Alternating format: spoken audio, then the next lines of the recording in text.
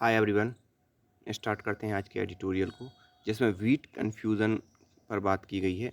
Wheat confusion आखिरकार है क्या चीज़? आपने सुना होगा कि पहले भारत ने क्या कहा था कि भारत तैयार है वीट एक्सपोर्ट करने के लिए वर्ल्ड के अंदर।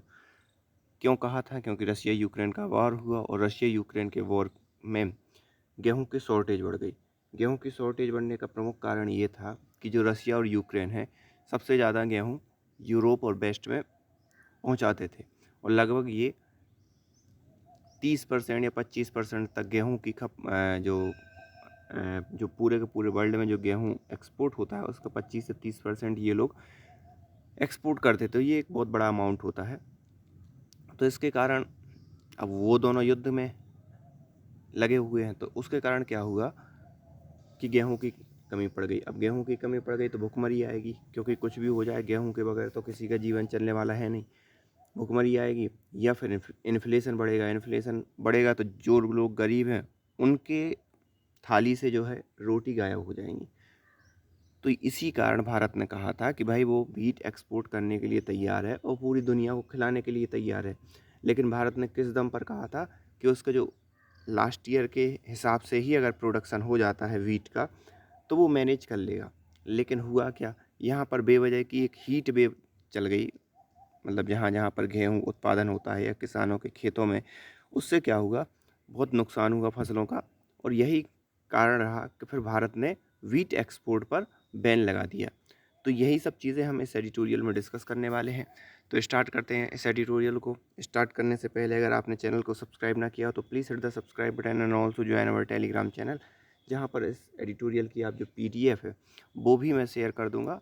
तो आप जाकर खुद भी अपने हिसाब से इस चीज़ को रीड कर सकते हो। अनअकैडमी पर किसी भी प्रकार का अगर आप सब्सक्रिप्शन लेना चाहते हो तो कूपन कोड यूज़ कर सकते हो SHRINATH10। ये कूपन कोड यूज़ करके जो भी मैक्सिमम डिस्काउंट होगा वो आप अवेल कर सकते हो। तो वीट कन्फ्यूज़न को हम डिस्कस करते हैं। एप्रीहेंशंस ऑफ शॉर्टेज एंड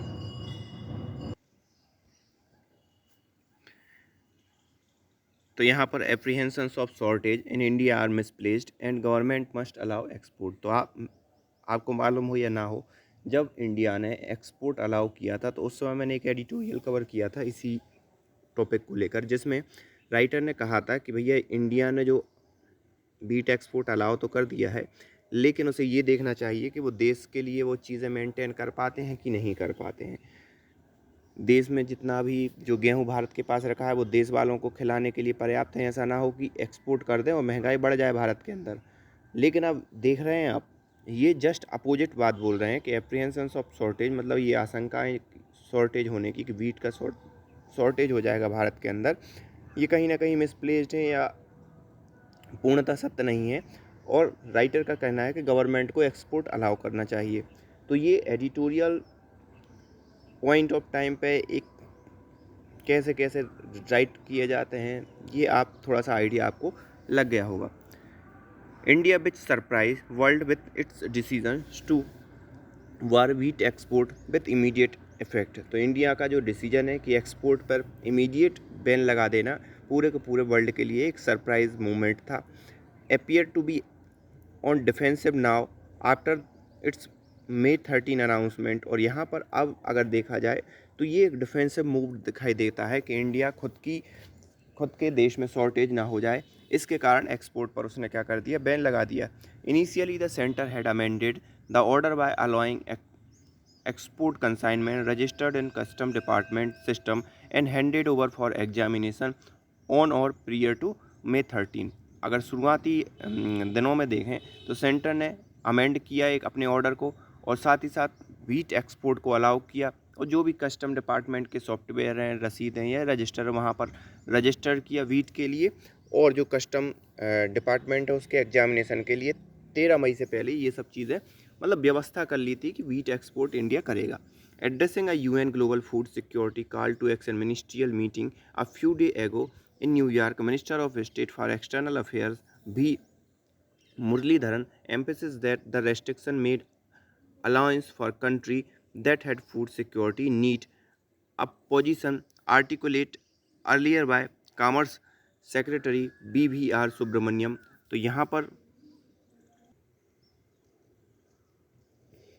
पर UN की एक food security call to action नाम की एक सभा थी, जिसमें मिनिस्ट्रियल मीटिंग्स थी, सभी लोग मिनिस्टर लोग बैठे थे। कुछ दिन पहले की बात है, न्यू ईयर के अंदर ये मीटिंग हुई थी।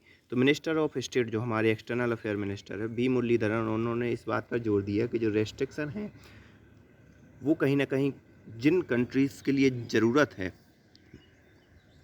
किसकी, फूड सिक्योरिटी की ज़रूरत है, ऑडिशन उनके लिए इन रेस्ट्रिक्शंस ने प्रभावित किया है। और position articulate earlier bye commerce secretary, और ये चीज़ हमारे जो कॉमर्स सेक्रेटरी हैं BVR सुब्रमण्यम, उन्होंने भी ये बात कही थी। लेकिन अगर बात करें but more than farmer it is trader who stand to benefit from the limited easing of restriction. तो यहाँ पर फार्मर की बजाय जो व्यापारी हैं वो पहले खड़े हुए हैं कि जैसे ये छोटे से रेस्ट्रिक्शन कम होते हैं तो हम उसका फ़ायदा उठाने कैसे ज़्यादा से ज़्यादा फ़ायदा उठाया जाए। क्यों? क्योंकि रेस्ट्रिक्शन कम होंगे, एक्सपोर्ट बढ़ेगा, भले ही उन कंट्रीज़ के लिए जाए जहाँ पर फूड सिक्योरिटी है, इनसिक्योरिटी है, या जहाँ पर खाद्य की ज़रूरत है। क्या होता है, अगर आप पूर्णतः एक्सपोर्ट अलाउ कर दें सभी कंट्रीज़ को, तो उससे क्या होता है, जो जिन कंट्रीज़ के पास पहले से गेहूँ रखा भी है वो कंट्रीज़ भी क्या कर लेती हैं, ज़्यादा से ज़्यादा दूसरे देशों से गेहूँ खरीद कर रख लेती हैं। फिर क्या होता है, उससे ग्लोबल वर्ल्ड ऑर्डर में शॉर्टेज हो जाती है गेहूं की, तो फिर वही कंट्री महंगे दामों पर बेचती हैं। ये चीज़ हमने वैक्सीन के केस में देख ली कि कैसे अमेरिका ने अपने आदमियों से 4 गुना ज़्यादा वैक्सीन अपने देश में स्टोर करके रख ली थी, और पूरे के दूसरे अफ्रीकन देश और कई ऐसे गरीब देशों में वैक्सीन की शॉर्टेज हो गई थी। तो इसी टाइप से ये होता है कि जो डेवलप्ड कंट्री हैं वो ज़्यादा से ज़्यादा डेवलपिंग कंट्री से जो भी चीज़, जैसा अभी व्हीट की कमी है वो मंगा लेंगी, और बाद में जब मार्केट में एकदम डिमांड बढ़ेगी या महंगाई बढ़ेगी तब वो बेचेंगी। क्योंकि हर कोई इंडिया नहीं होता, सभी के सभी बिजनेस पॉइंट ऑफ व्यू से सोचते हैं, नो मैटर कितने लोग मरते हैं, उनका कोई लेना देना नहीं होता इस चीज़ से। तो इनका ये कहना है कि अगर ये रिस्ट्रिक्शन थोड़े से ईजी होते हैं या रेस्ट्रिक्शन खुलते हैं तो यहाँ पर व्यापारी पहले इसका लाभ लेने के लिए खड़े हुए हैं बजाय किसानों के। From the start indication of mismatch in demand and supply were evident, और यहाँ पर शुरुआत की स्थिति में से ही जो डिमांड और सप्लाई की जो स्थिति है वो मिसमैच होती दिखाई दे रही थी। किस चीज़ की? गेहूं की डिमांड और supply. Rising level of wholesale and retail inflation, the impact of the Russia Ukraine war and lower opening balance of the wheat on April 2000 in the central pool for public distribution system then year ago were well known। तो यहाँ पर जो inflation है, retail inflation, wholesale inflation, वो continuously high जा रही थी Russia Ukraine के वॉर के कारण। साथ ही साथ जो हमारा अप्रैल 1 के अंदर जो लोअर ओपनिंग बैलेंस है गेहूं का, क्या होता है, जो गवर्नमेंट है, चाहे यूनियन गवर्नमेंट हो या राज्य सरकारें हों, ये सोसाइटीज़ के माध्यम से किसानों से डायरेक्ट गेहूं खरीद लेती हैं, या जो भी खाद्य आपूर्ति के लिए ज़रूरी खाद्यान्न है उसको क्या कर लेती हैं, खरीद लेती हैं। लेकिन शुरुआती स्थिति में उतना गवर्नमेंट खरीद नहीं पाई। क्यों नहीं खरीद पाई? क्योंकि सभी को मालूम था कि रसिया यूक्रेन का युद्ध होने वाला है, तो प्राइवेट प्लेयर ने ज़्यादा महंगे महंगे दामों पर गेहूँ खरीद लिया कि वो ज़्यादा से ज़्यादा महंगे दामों पर बेचेंगे। गवर्नमेंट का जो न्यूनतम समर्थन मूल्य था उससे भी ज़्यादा उन्होंने अपने प्राइस लगा के गेहूँ को खरीद लिया। तो गवर्नमेंट के पास क्या हुआ, कम गेहूँ आया, और यही कारण रहा कि, और हीट वेव भी चल गई तो इसके कारण जो उत्पादन है वो भी प्रभावित हुआ। तो इन्हीं सब चीज़ों के कारण गवर्नमेंट ने डिसाइड किया डिस्ट्रीब्यूशन सिस्टम ये वेल नोन, पिछले साल से कम मतलब गवर्नमेंट ने परचेज़ किया। तो ये सब चीज़ें प्रत्यक्ष थी, इसमें कोई छुपने छुपाने वाली बात नहीं थी। After several part of wheat producing state in north experience unusually warm weather in March April, the government lowered marginally early this month this estimated wheat production from 11,132 million ton to 105 million ton. तो यहाँ पर अगर देखा जाए तो कई राज्यों में जो राज्य गेहूँ उत्पादन करते हैं, मुख्यतः उत्तर भारत में ये चीज़ें आपको देखने को मिलेंगी, वहाँ पर अनयूजुअली वार्म वेदर देखने को मिला मार्च अप्रैल के बीच में। तो government lower the marginal this month estimated wheat production, तो यहाँ पर एक मार्जिनली जो प्रोडक्शन है वो कहीं ना कहीं कम हुआ। जो भी एस्टिमेटेड प्रोडक्शन था फ्रॉम 11.22 मिलियन से 105 मिलियन टन के बीच में हुआ। As for the International Food Price, the Food and Agriculture Organization of United Nations said that even before the war, price had reached all-time high due to market condition and high prices of energy। तो यहाँ पर जो food agriculture organisation है United Nations के, उन्होंने ये कहा कि जो युद्ध से पहले ही, रसिया यूक्रेन युद्ध से ही पहले जो प्राइस हैं वो ऑल टाइम हाई पर पहुंच गई थी, क्योंकि मार्केट की कंडीशन इस टाइप से बनी थी। कोविड-19 के कारण आपने देखा ही होगा, सप्लाई चेन बुरी तरह प्रभावित हुई और उसके कारण जो हमारे लिए महंगाई है वो देखने को मिली। Why May four the centre clarified that there was no move to curb wheat export, the reasoning being that this was the opportune moment for the export to sell its international market as wheat from Argentina and Australia would begin arriving next month. तो यहाँ पर अगर मई 4 की बात करें तो वहाँ पर इंडिया का जो रुख था वो ये था कि यहाँ पर उसका कोई भी प्लान नहीं है कि वो वीट एक्सपोर्ट पर किसी भी प्रकार के कर्व या अंकुश लगाएगी, लेकिन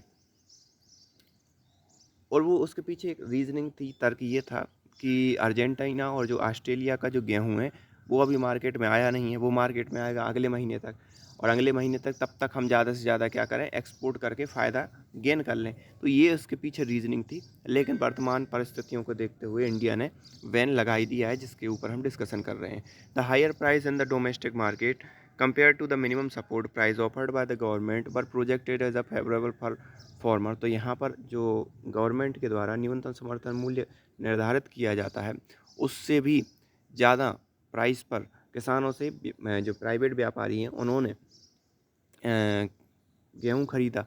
तो ये नो डाउट किसानों के लिए ये फेवरेबल कंडीशंस थी कि उसे गवर्नमेंट से ज़्यादा बाहर कोई मार्केट में ज़्यादा पैसा दे रहा है। Also just day before the government decision an official announcement was made that trade delegation would be sent to countries such as Morocco।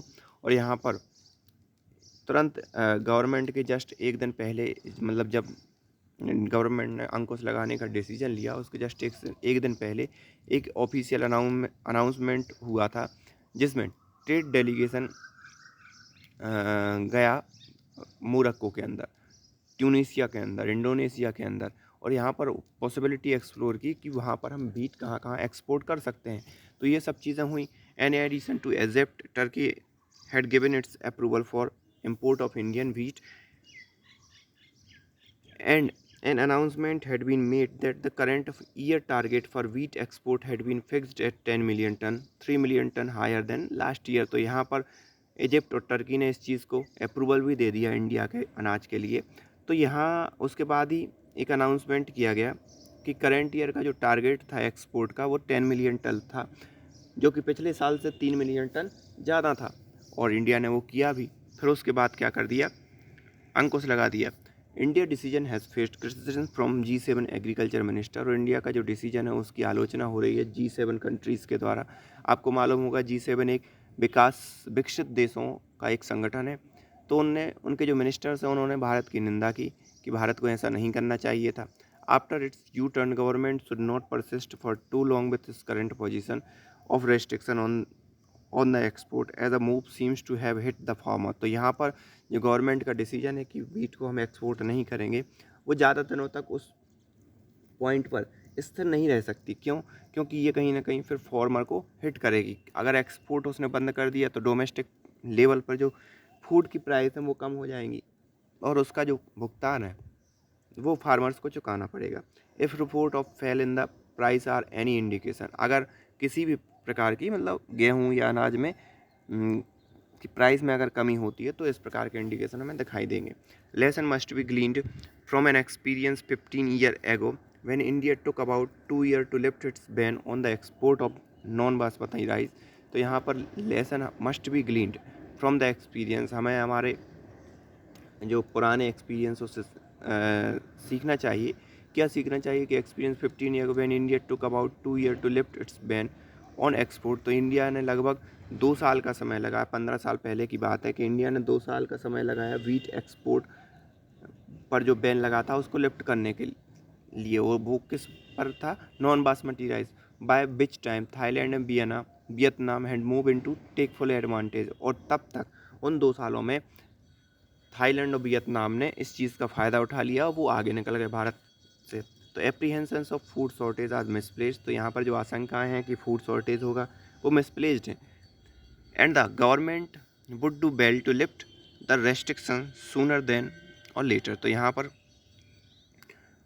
Government अच्छा करेगी, किस चीज़ में अच्छा करेगी कि भाई जो भी रेस्ट्रिक्शंस हैं उन पर से बैन हटाएगी, सूनर रादर देन लेटर, तो यहाँ पर बहुत सूनर रादर देन लेटर मतलब बहुत जल्द ऐसा करेगी गवर्नमेंट, ना कि बहुत बाद में। तो ये आज का एडिटोरियल था, फूड सिक्योरिटी को लेकर था। फूड सिक्योरिटी किस हद तक है पूरे के पूरे लेवल में, वो आप भी फील करते होगे रिटेल इन्फ्लेशन को देखते हुए, इन सब चीज़ों को देखते हुए। तो आई होप आपको ये एडिटोरियल समझ में आया होगा। So thank you for this editorial.